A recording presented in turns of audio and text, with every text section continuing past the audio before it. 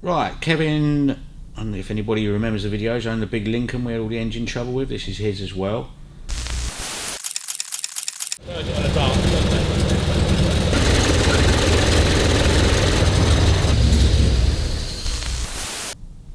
It's come in for the fuel gauge not working. What car is it? Oh, sorry, 1950 Pontiac Starfire or something. Silver Streak. Ah. Yeah, so fuel gauge not working, running a bit lumpy, bits and pieces, and it stopped a couple of times. So he's had a lot of trouble with it in the past. Gearbox blew up, so we got another gearbox from America, which was cheap as chips, but obviously a lot of money to get here. Rebuilt that, put it in. Gearbox is good as gold. Starter motor he had a lot of trouble with, but got an Optima battery, red top, which crank. They're such good batteries. Not the same as the original, but you need a working car. You use what works, don't you? That's it. Right, so the wiring here, some of the issues with it, because he said it cut out on him a couple of times. Basically, all these wires here were all frayed and chafed and horrible ends on them and everything. So we replaced those 3 wires. One's the live feed back into the car from the starter motor, one's the trigger wire for the starter motor, and the other one was the coil feed, that red one. So replaced all those with new wires. Robin's been out in it 3 times now, road testing it, not an issue at all. First time out was running horribly still, so reset the points, reset the ignition timing, dialed the carb in, took it out again, good as gold. Lovely. So, and the other thing, the sender gauge, what it was, the sender unit in the back of the tank, he had the tank taken out, sent down to Devon, and rebuilt by a guy, I think it was Devon. So that was all rebuilt, new sender unit in it, but basically the arm that the float sits on, yeah, was all set up wrong. So Robin took it out, wired it all in off the car, move it up and down, gauge moves up and down, so you know there's nothing wrong electronically. Yeah. So then it was just a matter of putting it back in, bending the arm. It had about half a tank of petrol in it, so we sort of set it so it's never ever going to be accurate because it's not original. Yeah. There's not a lot you can do about that, but it had about half a tank in it, and we set it so it was about half a tank when it's all bolted in. So obviously he's run out of petrol a couple of times in it because you don't know how much fuel's in it. Right. So we've done that. He's also asked the dip switch for the lights and the dimmer for the dashboard lights weren't working properly. Right. So just having a look at that at the moment. On the light switch, pull it out once for side lamps, Yep. twice for headlamps, and then you have your dip switch on the floor, which will do main beam, high beam. Okay. Your dashboard lights, can you see that coil of wire in there? Right, that's basically called a rheostat. You've got power in, power out. Yeah? Yeah. So that coil of wire that runs around there, Yeah. the longest route, yeah, will give you the most resistance. Yes. Oh, okay. Yeah, shortest route will give you, so say that's your power in, that way, power in, donk, straight to the contact, which goes to that one. Yeah. So that's your shortest distance of travel for the current. Yeah. Yeah? So your lights will be bright on the dashboard. When you turn it that way, the resistance got to go all the way through that wire. Yeah. So it takes longer to do. So your lights will be dimmer. Okay. So it's basically, it's just a dimmer switch. You know, at home, if Yeah. you have a dimmer switch on a light, that's all it is, just a dimmer switch. But it's incorporated, it's built into the light switch. That's, like I say, that's a heater one. Okay. So quite often they get stuck in one position. The little, see that little brass contact in there? Oh yeah. Just move Right, so if I move it, Yeah. that's giving you more or less resistance around that coil. Yeah. Yeah? So quite often where they've been sitting for so long, they get stuck in one place, get a little bit of rust underneath it. So generally you can just give them a squirt with something, give it a good squish around, and normally they start working again. Those wires can burn out. if it is, you can't really change them on there. You have to get a new light switch, which is a pain in the arse. But how do you know all this stuff? don't know.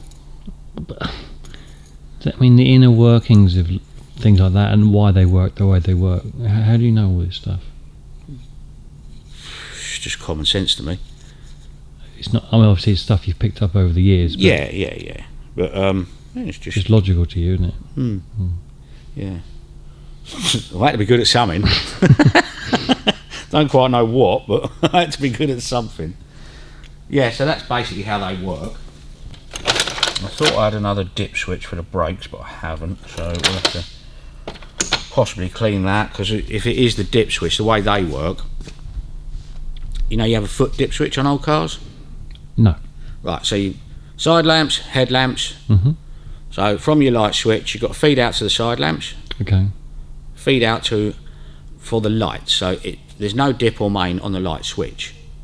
Yeah. So you show one wire, normally blue I think they are, comes out, goes down to a foot dip switch, which is, so when you're driving, turn your lights on at night, you're on dip beam. You want main beam, you press that. Okay. Press it again, goes back to dip beam. So you have one wire from the light switch, goes down, there's 3 contacts on it, one in the middle, yeah? Yeah. One whichever way that switch is, one side feeds dip beam, but it works, as you press that, it rotates it. So Okay. it's rotational, yeah? So it's in a continuous loop. Yeah. So it'll go for dip beam, main beam, dip beam, main beam, dip beam, main beam, however time you press it. Yeah. Yeah? Now, coming off the main beam side of it as well, you have another wire that comes up to your dashboard, and somewhere in here, probably up here somewhere, there'll just be a little sort of marker lamp, a little dot lamp, so you've got main beam on. Right. Don't know where it is on this. Yeah, so it's just a little indicator light up there, same as your indicators normally. This never had indicators originally, but there'll be a little, arrow here or something, and an arrow there. Yeah. To tell you you're turning left and right, and there's a main beam warning like dot somewhere. So that comes off your feed there, up through the bulb, so you're on main beam. So we just got to get that working now. I've seen that foot switch for high beam, low beam on the floor before. Yeah, it's always like that on old cars. Is it? Yeah, because you haven't got any light clusters here. All you got is one side lamps, 2 headlamps. Yeah. That's it. Yeah, you haven't got any flashy sticks or anything like that. It's just the way old cars work. Nice dashboard in this. Isn't it lovely? Yeah. And that, I think I've told you before. Do you know what they're for? Yeah, you did tell me. Oh, it's so to have a look at the lights above. Traffic lights. Yeah, well, because they're high up. If you pull up and the traffic lights are there, you can't see them. Yeah. When they change colour, they shine down through that prism, and you can see what colour the lights are up there. See, I do listen. Gee! Like, that's his indicator switch he's put in. Hear it?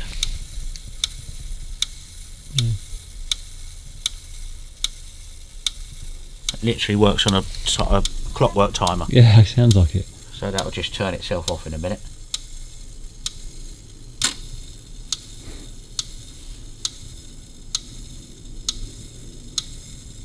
A leg timer. Yeah. There you go, that's off.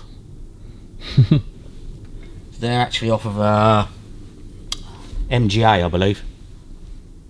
Or they did, some worked on vacuum, some worked on clockwork.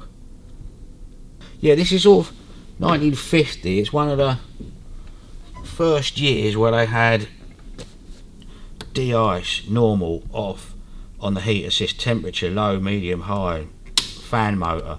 It was the first year. Yeah. I mean, a lot of the old ones just had a unit stuck under there with water going through it and a switch. That's why you had those rheostat switches to more air, less air. They don't control the temperature, they control the blower motor. Right. For how much it's blowing through. This is quite high tech, isn't it? This is for each year, yeah, there's lots of different bits and pieces on it. It's got underfloor heating, the air control boxes in here, all of that works off vacuum and all sorts of weird and wonderful stuff. Spare fuse box cover, there's all sorts of different bits and pieces on it that, like I say, for 1950 it was quite advanced. Yeah. just a straight 6 flathead, gold A-long, good as gold. The only thing they suffer from is when they get low compression, there's not enough vacuum to start them when they're hot, per se. So, but you've got to do Starship miles to get them to that point. And these ones, the only other thing that's a bugbear with them is the engine mounts are terrible. See that? How much the engine moves. Yeah, they're just, oil drips onto them, the rubber, vulcanised rubber goes soggy, and they just wobble. It's weird because like a 1939 Buick was one of the first cars, they only had them on the back, but it had indicators built into the car, but still in 1950 they still weren't making cars with indicators. You could convert it all, but it's a lot of work for something. What did they use for indicators? The flappers, was it? Trafficators? No, I didn't really have them in America. That was an English thing. Oh, okay. Nah, they just stuck their arm out the window, did whatever. Yeah. I suppose when you think in 1950, the size of America, the amount of cars that were out there, I don't think it really mattered too much, you know. Little Unity light, you can control that from inside. You tip it up, down, twist it round and round, little searchlight.